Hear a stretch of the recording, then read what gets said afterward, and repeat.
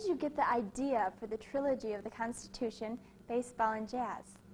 Well, we interviewed Gerald Early for my baseball film, and that was, in a sort of funny and perverse way, I was beginning to see as the sequel to the Civil War series. And it's sort of a way to understand what we'd become after the Civil War. And there he is saying this amazing statement that the three things that Americans will be remembered for is the Constitution, baseball, and jazz music. And it got me thinking that I didn't know much about jazz, but I was using jazz to make the baseball series come alive, and that I should know something about it. And it was a way to get at the soul of the country. So I followed Gerald Early's lead, and essentially the three, I mean, I've made dozens of other films, but the three main, the trilogy, if you will, the trilogy. is, are those, if you consider that the Civil War is clearly the Constitution's greatest test. Exactly. And it's true. Why PBS? Well, I stay with PBS for a number of reasons. I think the clearest one is that there are no commercials. It sounds so obvious, but it's the reason why we should be there. The only thing we have at the end of the day is our attention. That is to say, our ability to focus who we are on a problem or another person.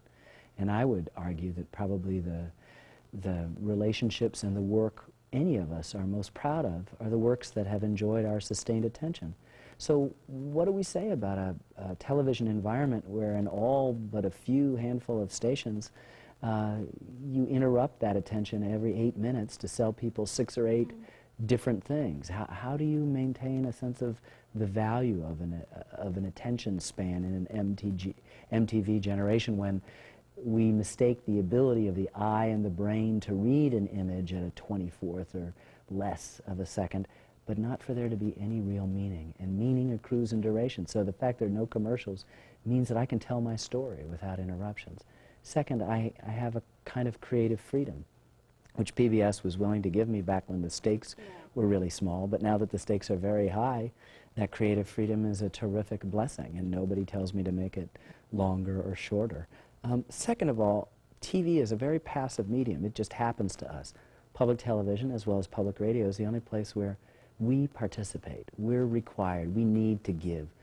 In order for it to be whole, there has to be communication from the rest of us back to the system, and I like that. It keeps us young, it keeps us sort of vibrant, and it's interesting with such a small budget, you know, a fraction of the commercial networks, who has the best news, who has the best public affairs, who has the best science, who has the best children's programming, who has, I'm told, the best history? PBS. Exactly. How did you pick the subject matter for your films? I try to pick subjects that aren't just glorifications of our promise, but opportunities to explore not only our bright side, but our dark side.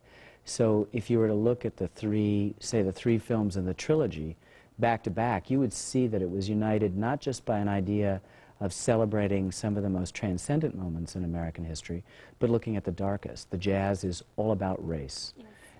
So is baseball. I wouldn't have made baseball had not Jackie Robinson come up and made hypocritical the notion that this was our national pastime up until April 15th, 1947. The Civil War is about slavery. This is a country that was founded on the proposition that all men are created equal. Yet the man who wrote those words owned 200 human beings. So you're always in American history taking the good and the bad if you're dealing with social things.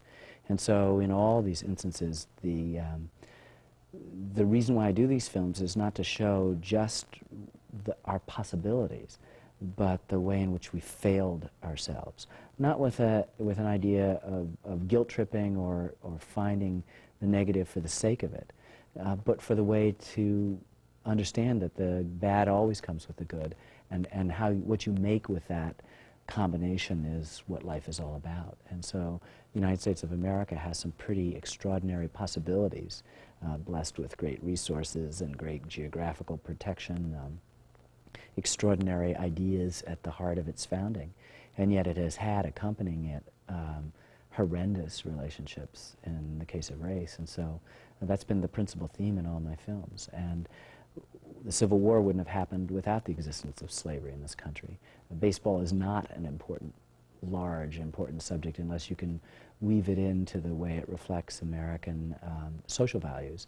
And jazz is not only an opportunity to look at the strengths of America in the 20th century, but its weaknesses.